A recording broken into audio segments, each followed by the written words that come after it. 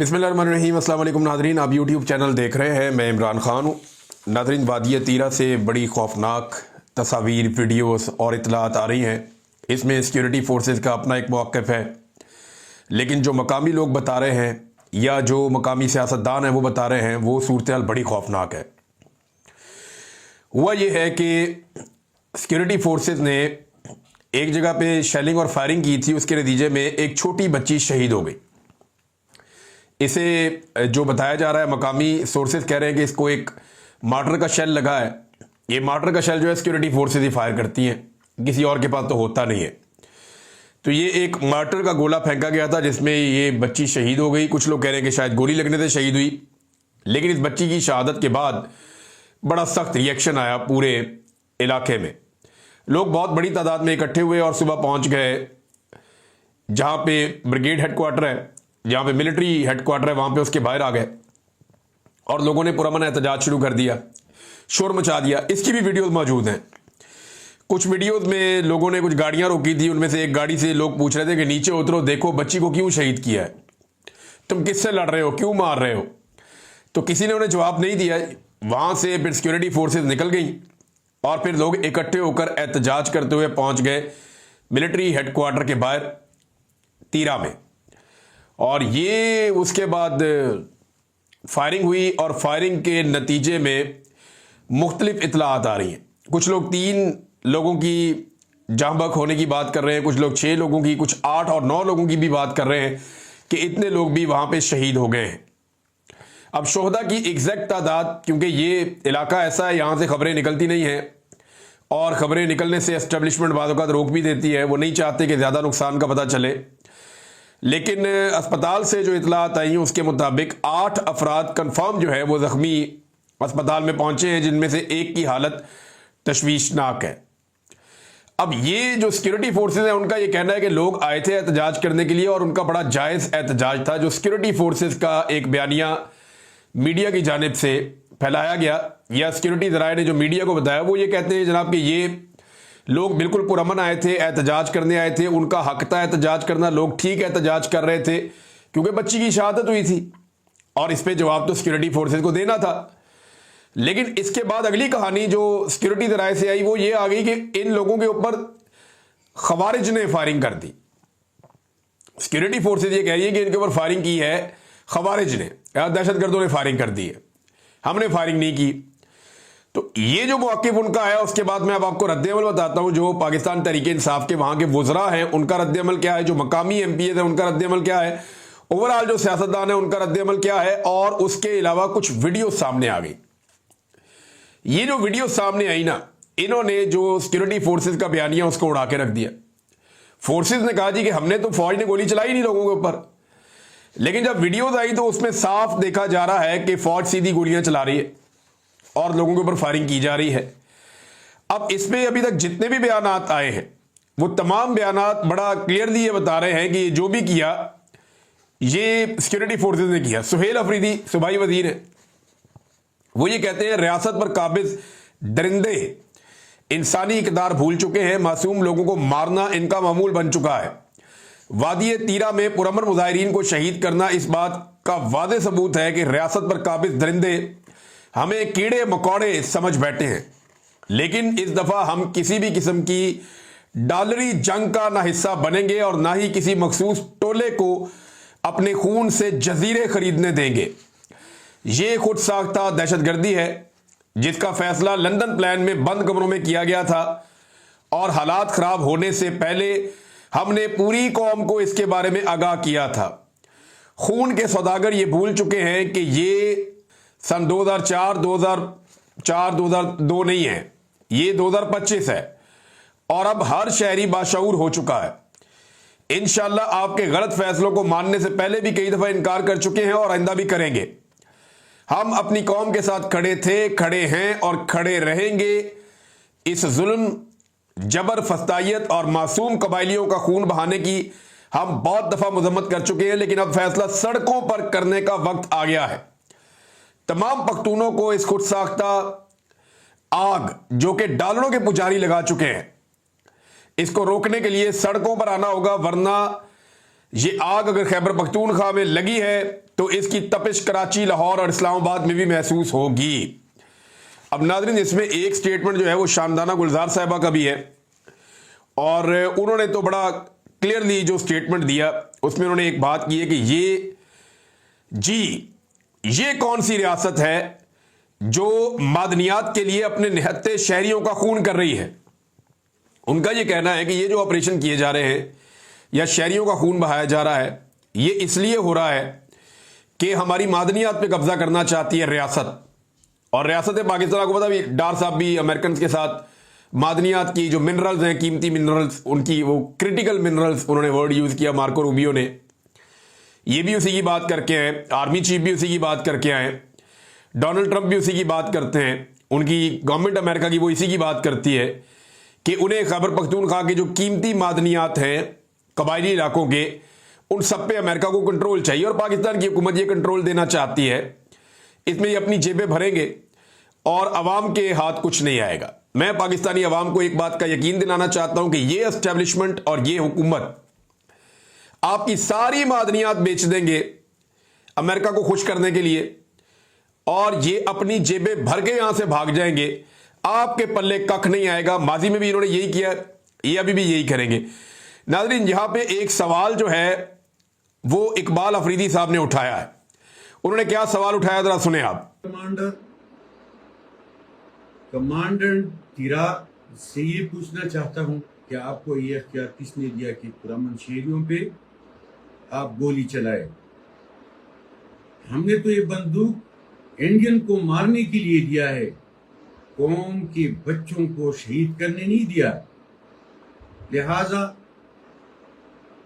मैं इस वाक़ये को अदालत भी ले जाऊंगा और जिम्मेदारों के खिलाफ एफआईआर करने और असेंबली के फ्लोर पे और वफाकी हुकूमत और उनके जितने भी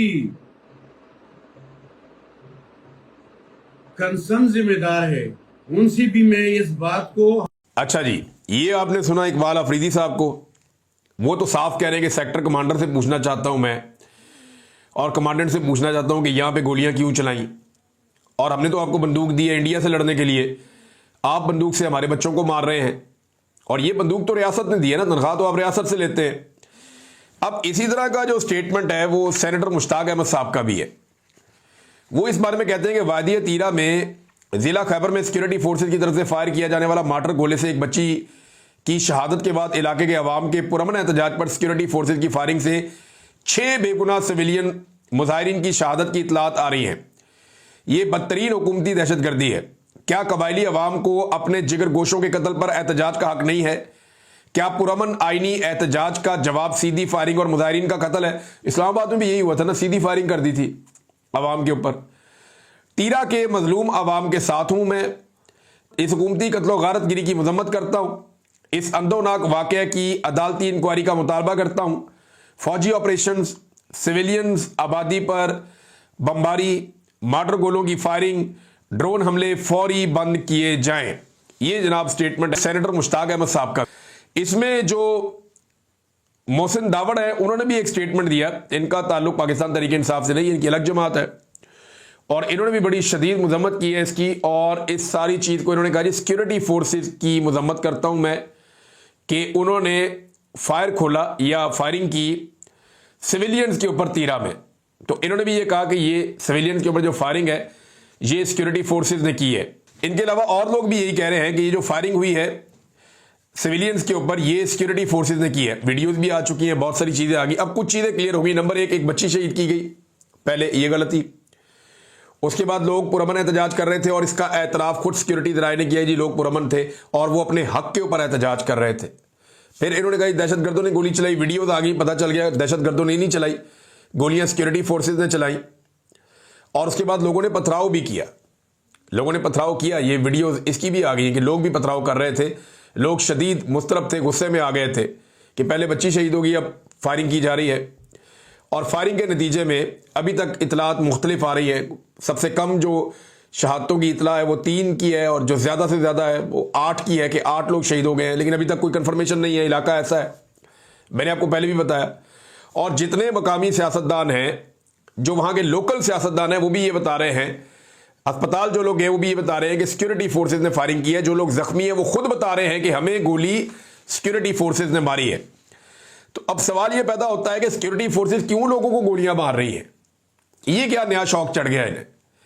एक तो पश्तून को उसके पूरे इमेज को तबाह किया जा रहा है। जो अभी एक ड्रामा हम देख रहे थे कराची में एक यूनिवर्सिटी का, उसमें शलवार कमीज़ पहना के पश्तूनों की तरह दाढ़ियां रख के वो शो करते हैं जैसे ये दहशतगर्द है सारे।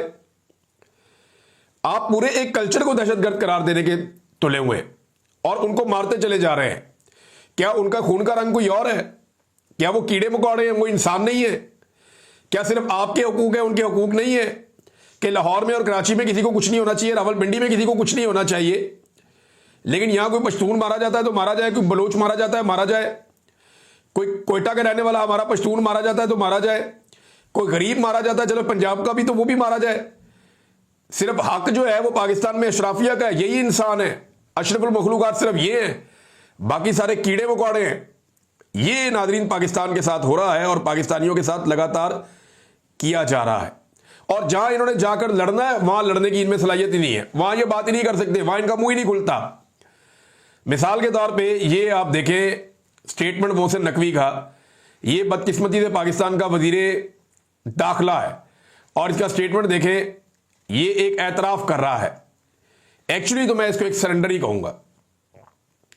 वो ये कह रहा है जी हमने काफी कंसल्टेशन की है और उसके बाद हमने ये फैसला किया मिनिस्ट्री ऑफ फॉरेन अफेयर्स के साथ कि बलूचिस्तान की गवर्नमेंट के साथ भी हमारी बात हुई है और सिक्योरिटी एजेंसीज के साथ भी हुई है और ये डिसाइड हो गया है कि जो ज़ायरीन हैं जो ईरान जाते हैं ज़ियारतों के लिए, उन्हें इजाज़त नहीं दी जाएगी कि वो बलूचिस्तान की सरजमीन से ज़मीनी ट्रैवल करें। ये सबसे सस्ता रास्ता यही होता है कि ये अब बाई एयर ही जाएंगे।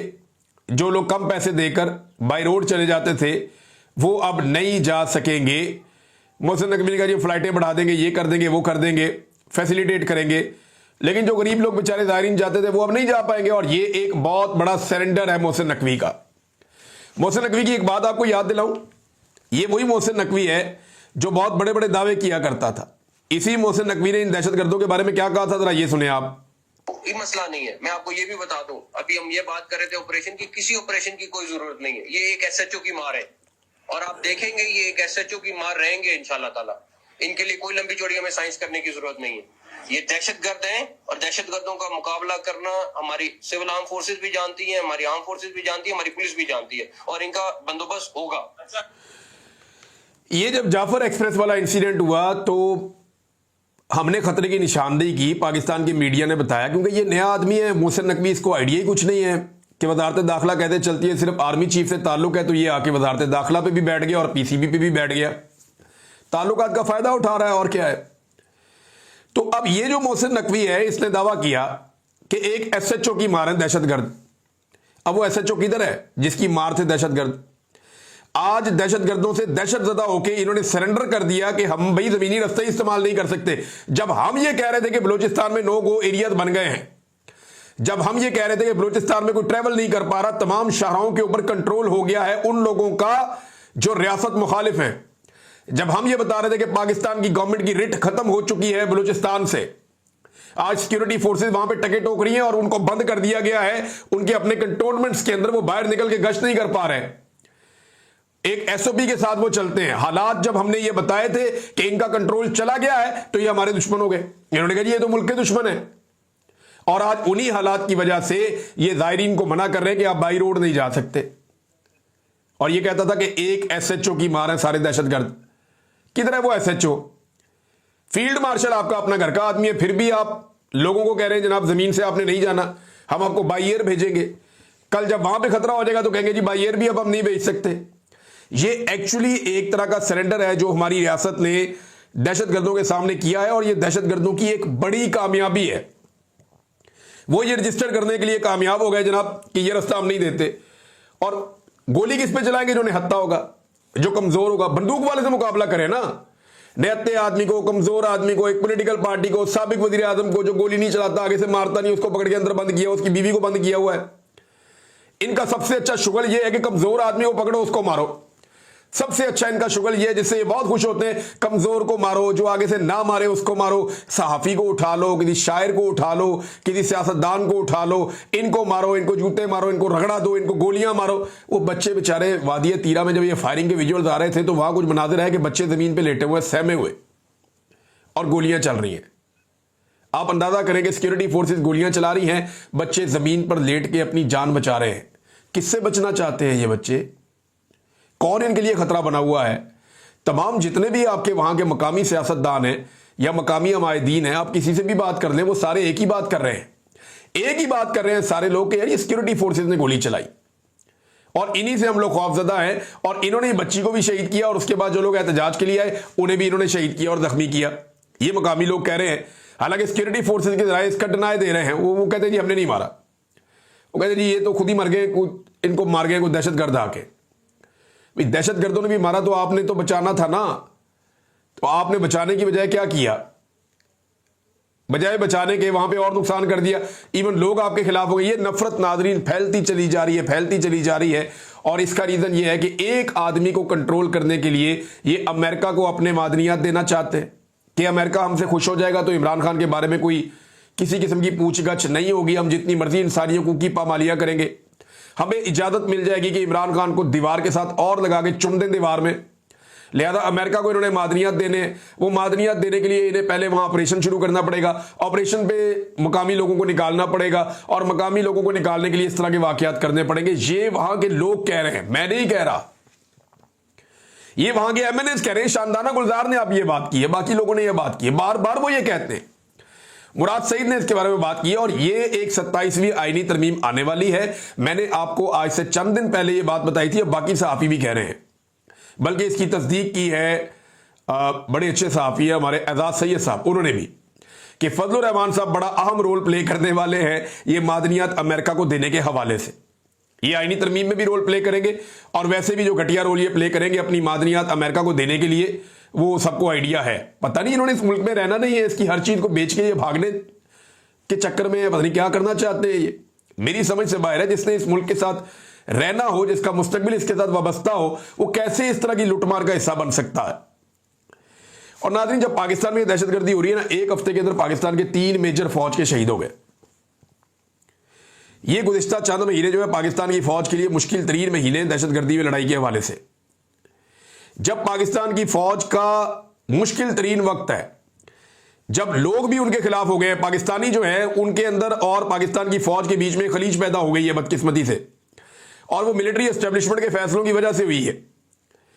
जब लोग अपने इलाकों में इनको ऑपरेशन करने से मना कर रहे हैं, जब फौजी लगातार शहीद हो रहे हैं, जवान शहीद हो रहे हैं, उस वक्त पाकिस्तानी फौज का जो सुप्रीम कमांडर है उसके शुगल चेक किए आपने? ये तस्वीर देखें आप, ये जनाब supreme commander of Pakistan forces Asif Ali Zardari, ये केक काट रहे अपनी सालगिरह का। अंदाजा करें आप, ये अपनी सालगिरह मना रहे हैं, जनाब वजीर दाखिला इनके साथ खड़े हैं और ये मुख्तलिफ लोग आप देख रहे हैं दाएं बाएं। सुप्रीम कमांडर पाकिस्तानी फोर्सेस का अपनी सालगिरह का जश्न मना रहा है उस वक्त और लोगों को अंग्रेजी में गाने सुनवा रहा है। रॉक बैंड्स की परफॉर्मेंसेज हो रही हैं, अखबारों के अंदर अवाम के पैसे से बड़े बड़े पूरे पूरे सफ़े के इश्तिहारात इनकी सालगिरह की मुबारकबाद के लगाए जा रहे हैं। सिंध हुकूमत ने अवामी पैसे से पूरे पूरे सफ़े के इश्तिहारात छाप दिए इनकी सालगिरह के। ना कोई अदालत पूछने वाली है, ना कोई और पूछने वाला है, अपोजिशन को वैसे ही दीवार से चुन दिया इन्होंने। ये सब कुछ उस वक्त हो रहा है जिस वक्त क्या हो रहा है, जिस वक्त पाकिस्तान में फौजी शहीद हो रहे हैं और सुप्रीम कमांडर इंजॉय कर रहा है। ये जनाब इनकी प्रायोरिटीज है। एक चीज मैं आपके सामने और रखता हूं कि पाकिस्तान का ना असल मसला क्या है। हम इधर उधर भागते रहते हैं, मसले की जड़ की तरफ आना चाहिए और हमें पता करना चाहिए कि एक्चुअली हमसे गलती होती कहां पे। ये नाज़रीन, मैं आपको एक बंदा है, इसकी एक ऑडियो सुनाता हूं।